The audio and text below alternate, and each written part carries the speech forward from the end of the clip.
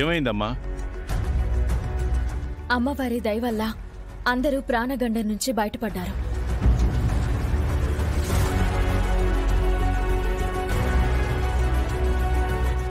అవని madam వెళ్ళిన తర్వాత సాధించకుండా వస్తుందా? అవునమ్మా, అవని ఏదైనా బలంగా నమ్మింది అంటే అది జరిగి తీరుతుంది. అమ్మవారి మీద భారం వేసి వెళ్ళింది, అమ్మవారి సహాయంతో గెలుచుకునొచ్చింది.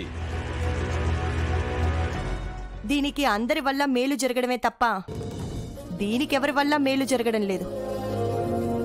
అవని గనక వాళ్ళకి అడ్డం పడకపోయి ఉంటే ఈ పాటికి నువ్వు స్టేషన్లో ఉండేవాడు శ్రీకర్. ఏం మాటలన్నావే? ఈ అన్నయ్య ఉండగా నా తమ్ముణ్ణి స్టేషన్ వరకు తీసుకెళ్ళిస్తానా? ఆహా, అవునా? మరి వాళ్ళందరూ వచ్చినప్పుడు ఏం చేయలేకపోయావేంటి? అవని కొంచెం అడ్వాన్స్ అయింది, అందుకే నేను ఆగవలసి వచ్చింది.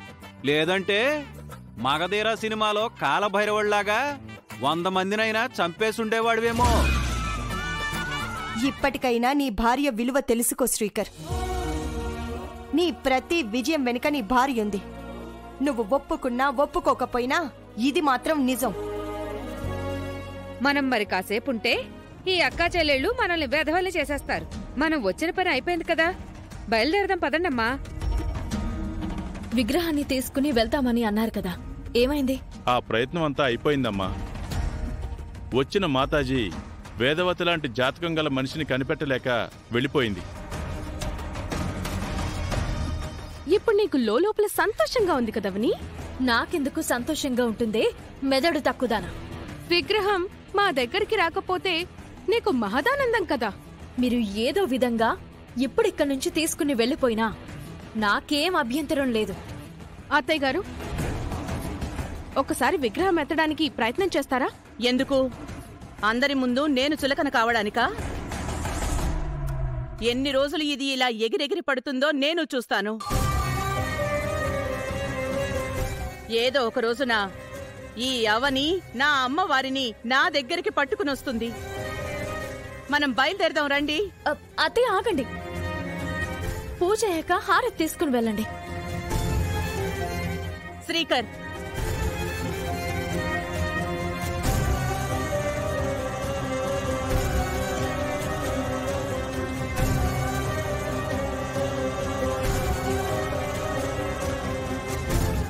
వీడన్నది నిజమే.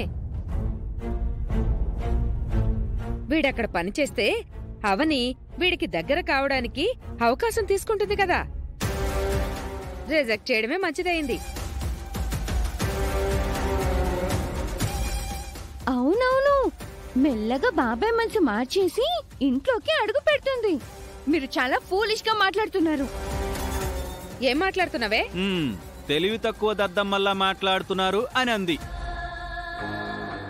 అది అనడం లేదు, నువ్వంటున్నావు. ఇటువంటి పరిస్థితుల్లో పంతం అవసరం అంటారా పెద్దావిడ గారు? అవసరం లేదు.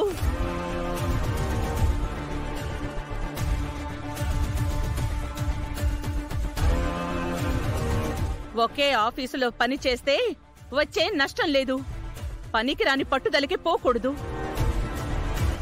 అవని వల్ల వాడికి ఇబ్బంది కలుగుతుంది అంటున్నాడు కదా.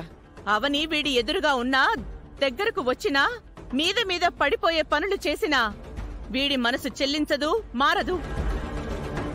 దానిని దూరంగానే ఉంచుతాడనే నమ్మకం నాకుంది. విశ్వామిత్రుడు అంతటి వాడే మేనక వల్ల తపోభంగానికి గురయ్యాడు. వీడంతమ్మా. వీడి హద్దులు వీడికి తెలుసు, దాని హద్దులు దానికి చెప్తాడు.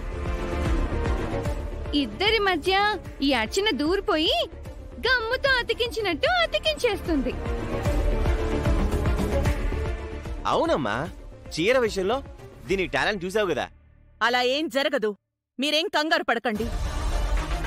శ్రీకర్, వెంటనే నువ్వు ఆ జాబ్లో జాయిన్ అవ్వు. నీలాంటి ఎక్స్పీరియన్స్డ్కి అవని కంటే మంచి పొజిషన్ వస్తుంది. అవకాశాన్ని వదులుకోవద్దు. దాని కళ్ల ముందే నువ్వు ఎదగాలి. డెలివరీ బాయ్గా అవమానాలు పడే కంటే నీ క్వాలిఫికేషన్కి తగ్గ జాబ్ చేసుకో. సరే అమ్మా, నువ్వు చెప్పినట్టే ఆఫీసులో మరొకసారి జాబ్ ప్రయత్నం చేస్తాను. నీకంతా మంచి జరుగుతుందిరా. జాబ్ విషయంలో పడిన నింద తొలగిపోయిందనుకున్న సమయంలో ఫుడ్ విషయంలో మరో నింద పడింది. ఇది ఎంతవరకు వెళ్తుందో ఏంటో. అడ్రస్ ప్రకారమే ఆర్డర్స్ డెలివరీ ఇచ్చాను. మరికొన్ని అడ్రస్లకు నేను ఫుడ్ డెలివరీ ఇచ్చిందే లేదు. అది కూడా నా మీదే పడింది. ఇదంతా ఎవరో కావాలనే చేశారనిపిస్తుంది.